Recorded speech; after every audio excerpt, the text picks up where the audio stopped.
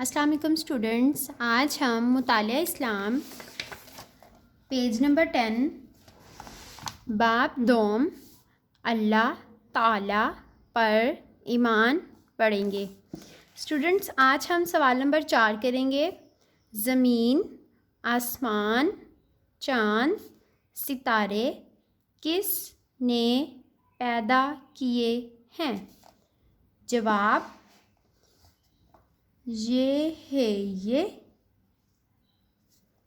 Scene बे सब, अलिफ लाम लाम शद खड़ी ज़बर है, अल्लाह ते आइन अलिफ लाम खड़ी ज़बर छोटी है, ताला नून बड़िए ने पे ये दाल अलिफ दा पैदा, काफ हमज़ा बड़िए ए किए, हे ये नून गुन्ना है, लास्ट पे हम ख़त्मा लगाएंगे। ये सब अल्लाह ताला ने पैदा किए हैं।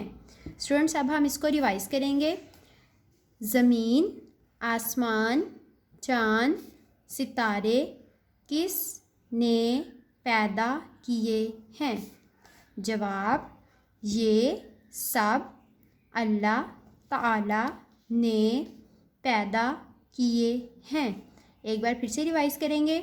ज़मीन, आसमान, चाँद, सितारे किस ने पैदा किए हैं?